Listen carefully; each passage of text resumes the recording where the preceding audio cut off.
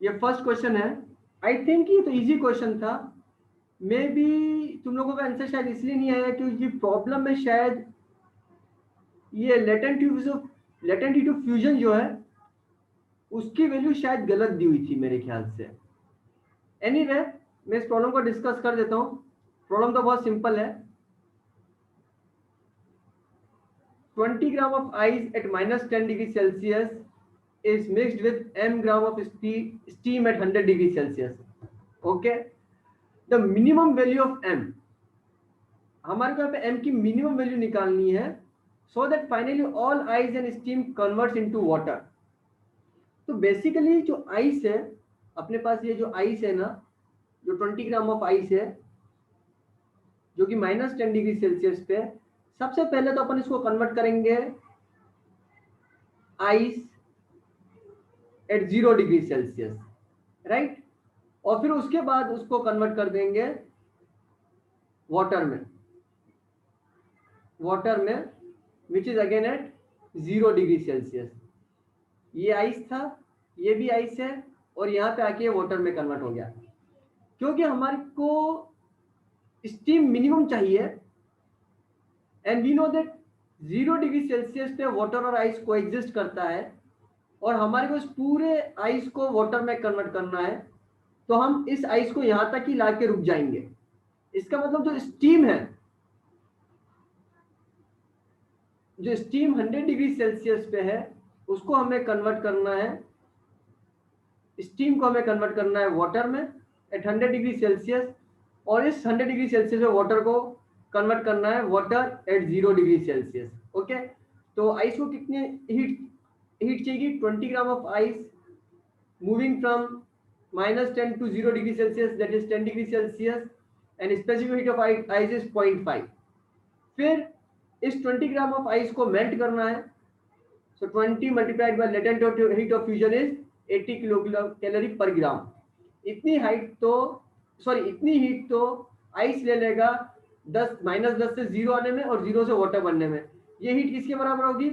जितनी heat steam liberate करेगा steam से वाटर बनने में, दैट इज m इंटू 540, और उतनी हीट वापस से लिबरेट होगी जब वाटर 100 डिग्री सेल्सियस से 0 डिग्री सेल्सियस पे आ जाएगा। Specific water is 1 calorie. m हो जाएगा तुम्हारा, ये हो जाएगा 100 प्लस वट एवर,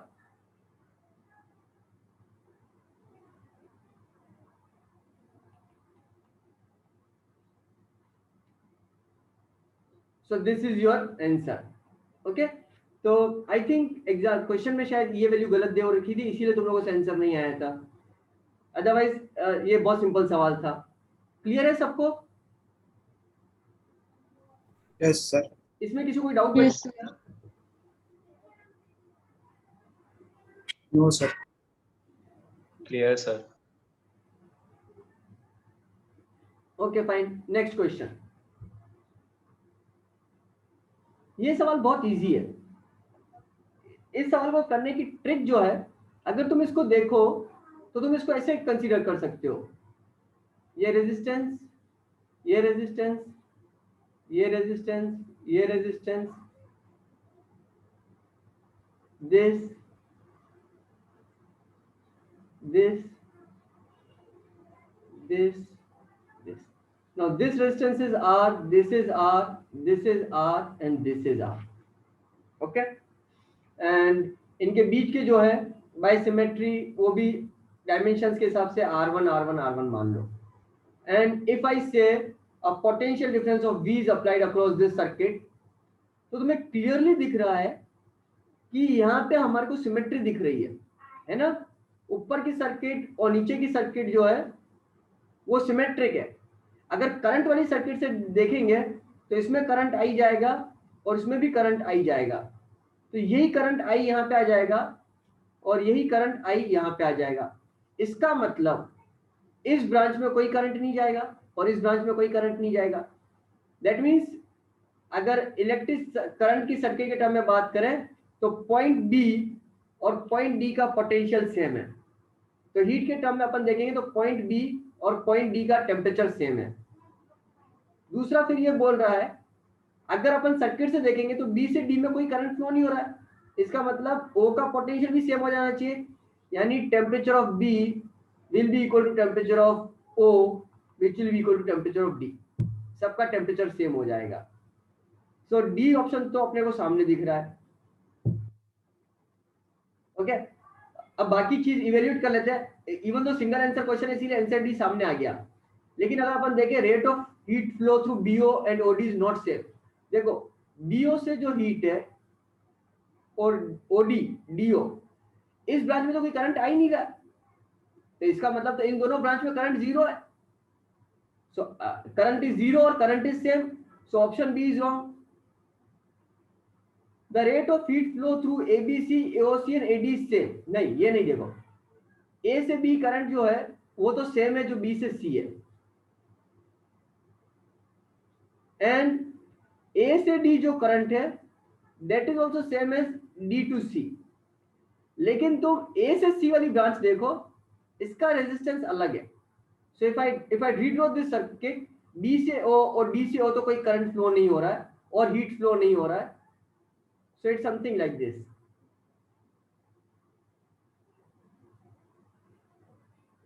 ओके, तो यहाँ पे करंट आई जाएगा और यहाँ पे भी करंट आई जाएगा, क्योंकि ये रेजिस्टेंस आर है, ये रेजिस्टेंस आर है, ये रेजिस्टेंस आर है, रेजिस्टेंस आर है, बट ये रेजिस्टेंस R1 है, तो इसके अक्रॉस जो करंट है वो बेसिकली I1 होगा। So the rate of heat flow through ABC and ADC से ये वाली करंट की या हीट फ्लो रेट सेम है और ये वाली सेम है और ये अलग है। अगर मेरे को निकालना है what is the total heat flow from A to C, तो कुछ नहीं है, ये एक रेजिस्टेंस है, ये एक रेजिस्टेंस है और ये रेजिस्टेंस, ये तीनों रेजिस्टेंस किस में है, पैरेलल में है। So you can see that ऊपर वाले का रेजिस्टेंस कितना है, R कितना होता है, R is given as rho L by A, तो इस केस में अपने पास हो जाएगा A by S into K, ये तो इसका रेजिस्टेंस हो जाएगा, इसका भी सेम वही रेजिस्टेंस होगा, इसका भी ये होगा, इसका भी होगा। यहाँ पे जो लेंथ अपने को दे रखी है वो B दे रखी है, तो अपने पास बेसिकली क्या हो जाएगा 2A बाय एस के, ये वाला ऊपर वाली ब्रांच का, इसमें हो जाएगा 2B by S K, S is the area of the cross section है ना, S जो है वो area of the cross section दे रखा है, और नीचे हो जाएगा 2B बाय एस के। ओके, और यहाँ का temperature two twice T naught है, यहाँ का टेम्परेचर टी नॉट है, सो टोटल हीट फ्लो जो होगा वो कितना हो जाएगा, twice T not minus T not divided by, तीन रेजिस्टेंस पैरेलल में है, सो 1/R is 1/R1 plus 1/R2 plus 1/R3, so it will be Sk upon 2A plus Sk upon 2A plus Sk upon 2B। ये clear है, confusion तो नहीं हो रहा है, क्योंकि मैं थोड़ा सा क्या बोलते रफ हो गया मेरा यहाँ पे work, so it will T naught Sk 1/A plus 1/2B, this will be the answer। तो ये तो नहीं हो रहा है, इसने क्या कर दिया है कि इसको B को भी A ले लिया, नहीं यहाँ पे तो क्वेश्चन में ये B अलग है और ये A अलग है, सो ये B अलग है और ये A अलग है, so total heat flow will not be this, total heat flow will 1/A plus 1/2B।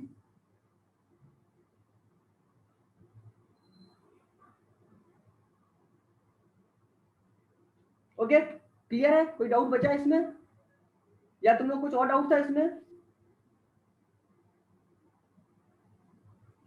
Clear है सर। बाकी सबके जवाब नहीं आ रहे मेरे को। सर मेरा डाउट ये है कि सर कि मतलब बैलेंस, जैसे कि सर अपना करंट एनालिसिस के अंदर सर बैलेंस व्हीटलस्टोन ब्रिज होता है ना सर, उसके जैसे भी इसमें यूज कर सकते हैं हीट में। देखो बैलेंस व्हीटलस्टोन ब्रिज बन रहा है एक्चुअली, लेकिन बैलेंस व्हीटलस्टोन ब्रिज में जो है ना, अपन कभी भी ए और सी को कनेक्ट नहीं करते, उसमें सिर्फ बी और डी को कनेक्ट करते हैं, तो मगर इस केस में ए और सी भी कनेक्टेड है। बैलेंस व्हीटलस्टोन में खाली अपन ये आइडेंटिफाई करते हैं कि जो बीडी वाली सर्किट है ना उसमें कोई करंट नहीं जा रहा है, so actually it is something like balance Wheatstone bridge also, but इसमें ए और सी भी कनेक्टेड है, तो उसको ध्यान Yes, रखना sir. पड़ेगा। मुदित आ गया समझ ठीक में? Sir. Yes sir, yes sir. और किसी को कोई डाउट है? No sir. यशा तुम कुछ बोल रही थी? नो सर, नहीं मैं बोल रही थी डाउट नहीं है। Okay fine. हितेन, शबनम, किसी को डाउट नहीं है? No sir. No, sir. Okay, fine. So let's move to the next question. ये भी अच्छा सवाल है। आई डोंट थिंक कि इसमें तुम लोगों को क्या प्रॉब्लम आ रही है। यहाँ पे हमारे को बोला है, अगेन जब मैं बोलता हूँ कि तुम्हारी जो बेसिक मैथमेटिक्स तुम्हारे को बहुत काम आएगी, ये शायद वही वाला सवाल है। ये मेरे पास होलो कॉपर स्फीयर है, ओके, एंड दूसरा क्या है, होलो कॉपर क्यूब है। तो क्यूब ले लेते हैं अपन।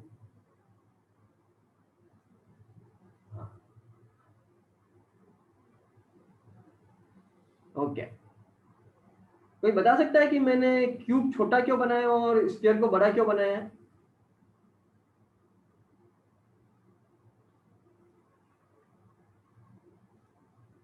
कोई ये बता सकता है कि मैंने स्फीयर को बड़ा क्यों बनाया और क्यूब को छोटा क्यों बनाया है?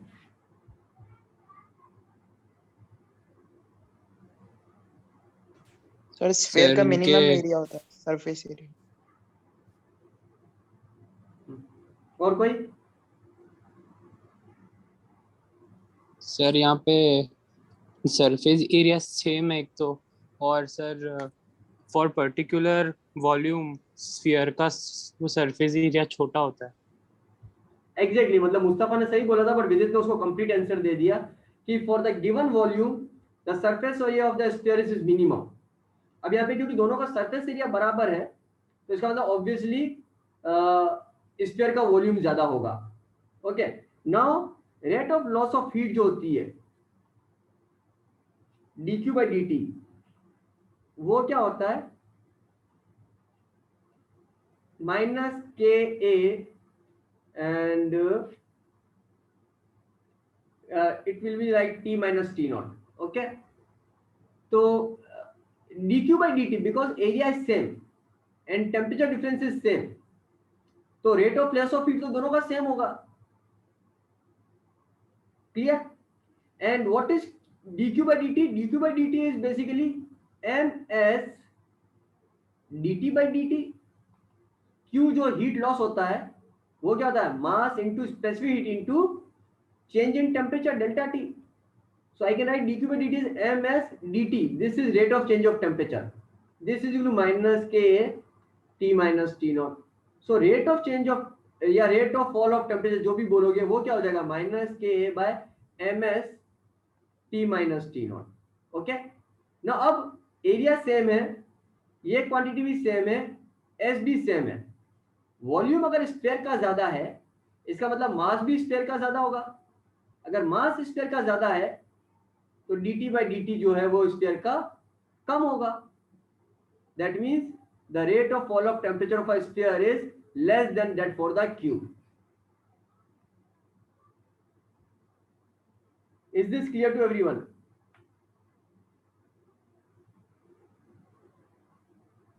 Yes sir.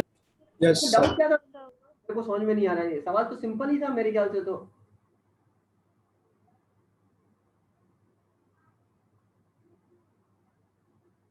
या तुम लोग इसको कनेक्ट नहीं कर पा रहे थे कि सेम सरफेस एरिया से वॉल्यूम कैसे रिलेटेड होगा, और उससे मास कैसे रिलेट होगा, और उससे rate of fall of change of temperature, rate of heat change या rate of flow of heat, ये कैसे रिलेट होगा? क्या प्रॉब्लम आ रही थी तुम लोगों को इसमें?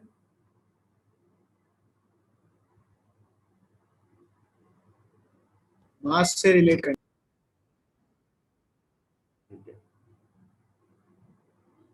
बाकी सब लोगों को जवाब नहीं देना है क्या?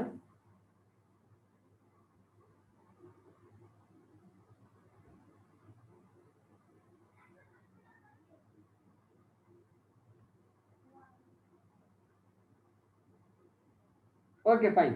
So next question.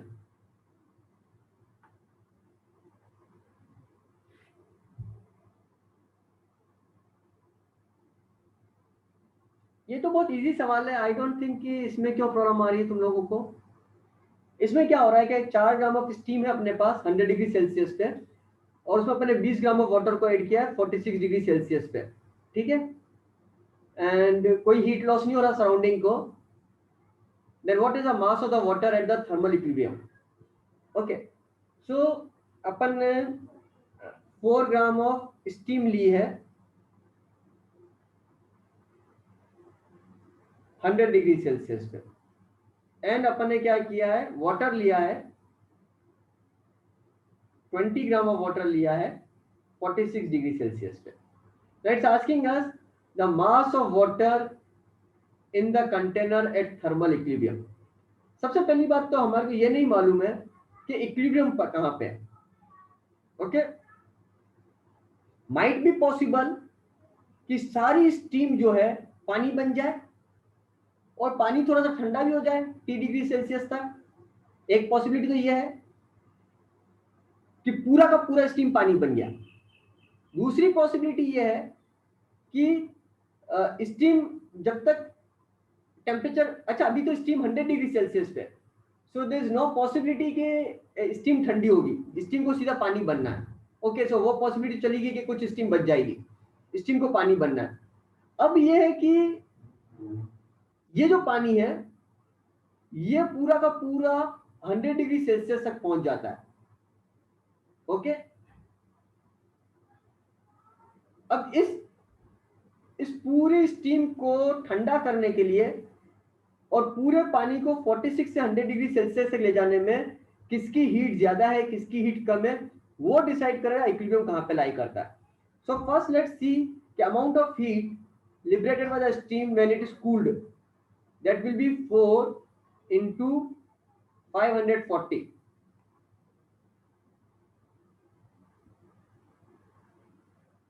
ये आ गया 2160 calorie. And what is amount of heat जो कि पानी को गर्म करने के काम में आएगा, that will be 20 into 1 into 54, 46 से 100 तक 54, that will be okay,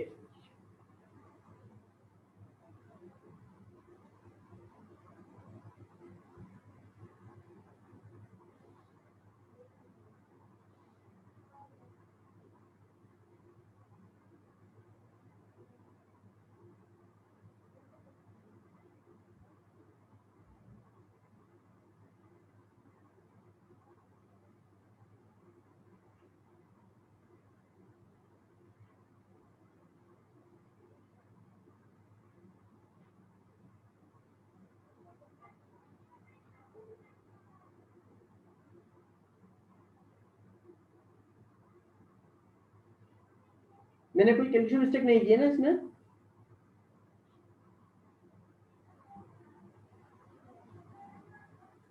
no sir. So now इसका मतलब तो कि ये ज्यादा हीट दे रहा है, स्टीम ज्यादा हीट दे रही है और पानी को कम हीट रिक्वायर्ड है।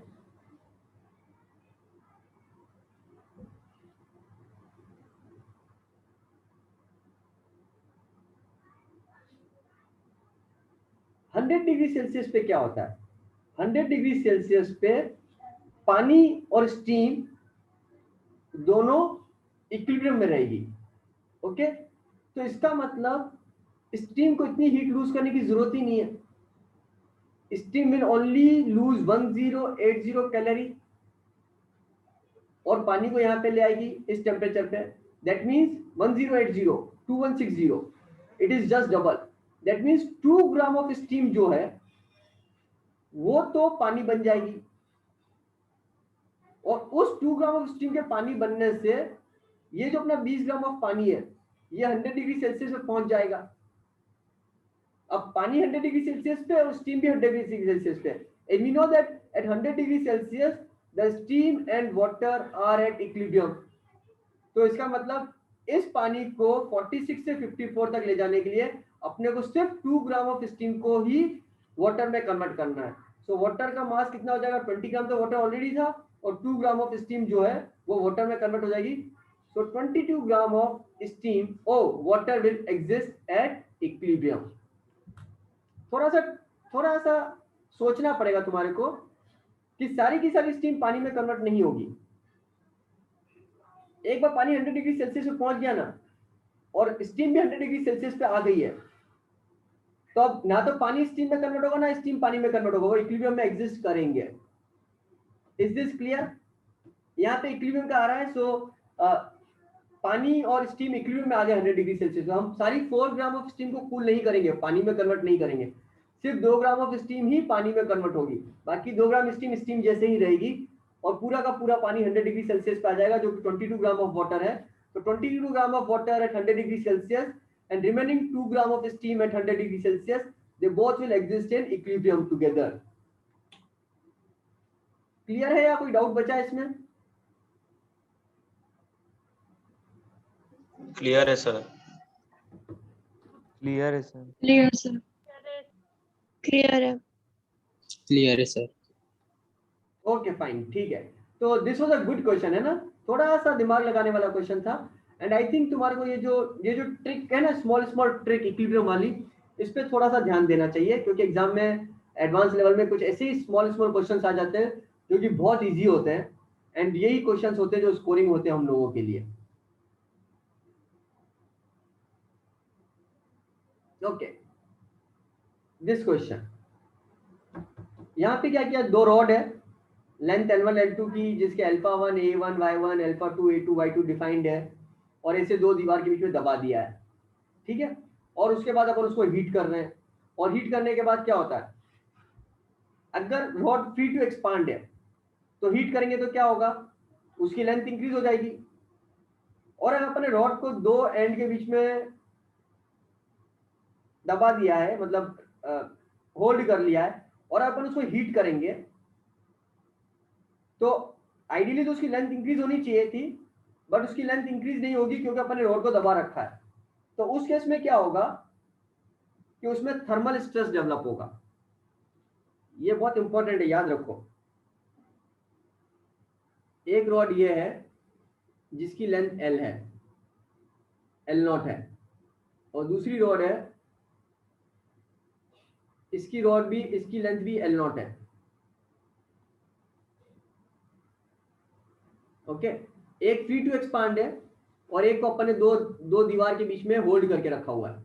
जब हम दोनों का टेम्परेचर इंक्रीज करते हैं बाय सम टेम्परेचर, लेट से डेल्टा टी, तो इसकी लेंथ इंक्रीज हो जाती है, और इसकी लेंथ हो जाती है L0 plus delta L, where delta L is equal to L0 alpha delta T. इस केस में क्या होता है, this is not free to expand, तो इसकी लेंथ L0 ही रहेगी। ओके, at the higher temperature the natural length will become L0 plus delta L। Natural length is not L0। इसका मतलब इस रॉड के लिए this rod is actually compressed by delta L from its natural length. इस rod में क्या हो रहा है, कंप्रेशन हो रहा है। फ्री रॉड में तो एक्सपांशन हो गया, और जिस रॉड को अपन ने होल्ड करके रखा है उसमें क्या होगा, फ्रॉम इट्स नेचुरल लेंथ, उसमें एक्चुअली डेल्टा L का कंप्रेशन है, so it will have a thermal stress. So Y is equal to F by A delta L by L0, और F by A is equal to Y alpha delta T. So this is the thermal stress which is developed in this rod. इस rod में क्या develop हो रहा है, thermal stress which is given by Y alpha delta T, और इस rod में क्या हो रहा है, expansion in the length हो रहा है which is L0 alpha delta T. ये कॉन्सेप्ट क्लियर है तुम लोगों को? हम लोग कर चुके हैं इसको थर्मल एक्सपांशन के चैप्टर में, और मैकेनिकल प्रॉपर्टीज ऑफ सॉलिड के चैप्टर में भी, या तुम लोगों ने किया होगा पहले, जहां पे भी तुम लोगों ने किया होगा। ये पॉइंट बिल्कुल क्लियर है तुम लोगों को? अगर ये पॉइंट क्लियर हो गया तो फिर हमारे को सवाल करना बहुत ईजी हो जाएगा।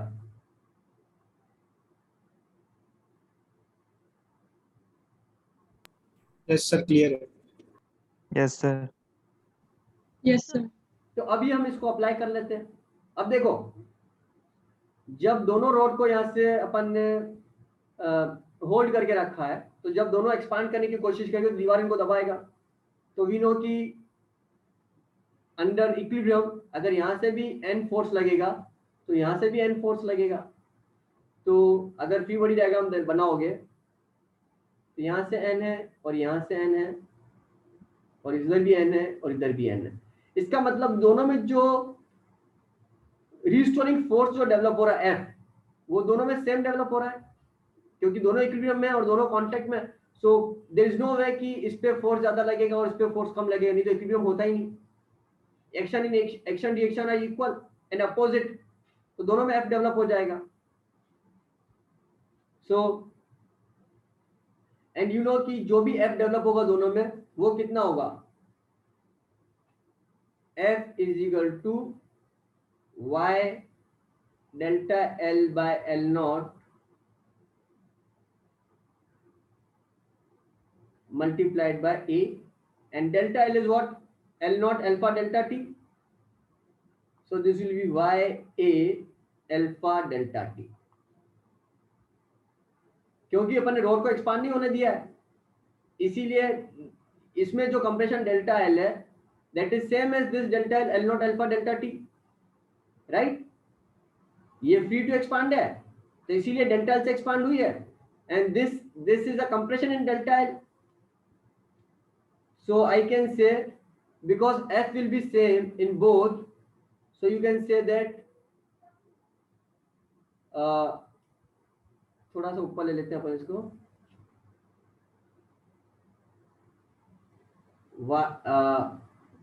I can say y1 a1 alpha 1 delta t is equal to y2 a2 alpha 2 delta t।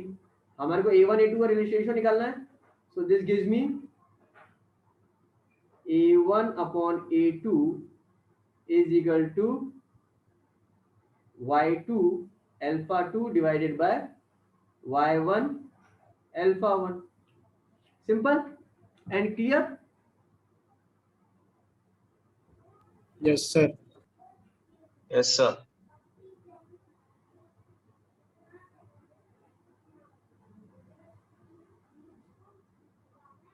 आगे चले, कोई डाउट है इसमें किसी को? नहीं है ना? No, sir. I think I will not be able No, to sir. complete this all the doubts today. देखते हैं हम लोग कितना कर पाते हैं। Okay, I think this will be the last question we take up today, और next question जो है ना हम next class में ले लेंगे। नेक्स्ट क्वेश्चन वैसे बहुत इजी है, आई थिंक मैं पहले नेक्स्ट क्वेश्चन ले लेता हूँ क्योंकि थ्योरेटिकल क्वेश्चन है, समझाने में फर्क नहीं पड़ेगा। A gas is kept in an insulated cylinder with a movable piston in a compressed state. As the piston is released, temperature of the gas decreases. हाँ, तो वो तो हमारे को मालूम है, इसमें हमारे को कोई डाउट थोड़ी है कि अगर ये पी नॉट है, अगर अपन इसको ऊपर से इसे वजन से लगा रखा है, and if you allow the piston to move out, if you allow the piston to move out, तो नेचुरली क्या हो रहा है कि अंदर का प्रेशर डिक्रीज होगा, और अंदर का प्रेशर डिक्रीज होगा तो because of the state equation PV equal to NRT,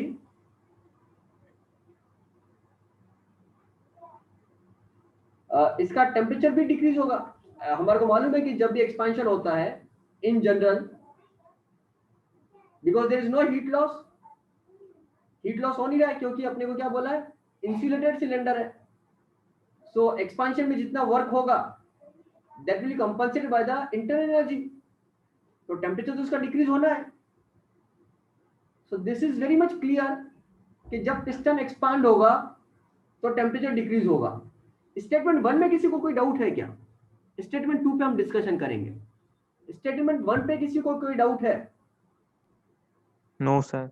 इसमें किसी को भी No, डाउट नहीं, sir. राइट? ये तो मेरे ख्याल से No, सब sir. इससे क्लियर था। Now the question is, it says that it rebounds with less speed than it had before the collision।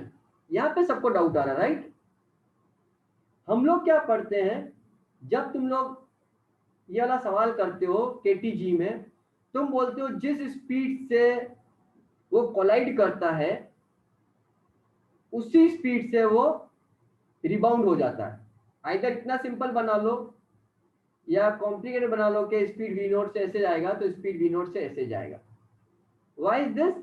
Because we assume that the collisions are perfectly elastic and Newton's second law also held is मतलब Newton's law भी इसमें valid होते हैं। ये हमारा assumption होता है।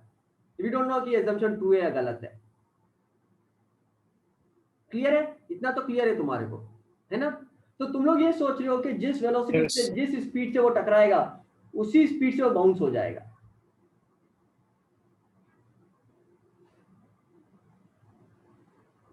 अगर ये इनइलास्टिक कोलिजन होता तो भी वो फाइनली इक्विलिब्रियम में इसी स्पीड पे होता, क्योंकि इनइलास्टिक कोलिजन होता तो क्या होता कि वो कम वेलोसिटी स्पीड से बाउंस होता, लेकिन क्या होता कि यहाँ पे इनइलास्टिक कोलिजन से कुछ हीट जनरेट होती एंड वो वापस से इस टेम्परेचर को काइनेटिक को इंक्रीज करके फाइनल वेलोसिटी वापस इसको वी नॉट कर देती। सो वो तो हमारा कंसर्न ही नहीं है। यहाँ पे वो बात तो आई नहीं रही कि कोलिजन इलास्टिक है कि इनइलास्टिक है। यहाँ पे बात ये आ रही है जो तुम लोगों को समझना चाहिए कि ये जो पिस्टन है यानी ये जो दीवार है ये मूव कर रही है विथ वॉट एवर वेलोसिटी, अगर स्लोली मूव कर रहा है या फास्ट मूव कर रहा है, और जब ये पार्टिकल वेलोसिटी v1 से इससे कोलाइड करके बाउंस करता है then you apply this formula. ये मास m1 वेलोसिटी u1 से जा रहा है और ये मास m2 वेलोसिटी u2 से जा रहा है, इनका कोलिजन होता है and you say that m2 is much greater than m1, right? And then you find out the speed of m1 after the collision. अगर ये u2 0 होता तो जिस वेलोसिटी से ये स्ट्राइक करता उसी वेलोसिटी से बाउंस हो जाता, लेकिन अगर ये कुछ स्पीड से आगे जा रहा है, if you remember your formula, मैं वो फॉर्मूला डिराइव नहीं करने वाला हूं, तो तुम्हें पता चल जाएगा कि m1 will bounce back with the speed v1 which is less than u1। याद आया कुछ?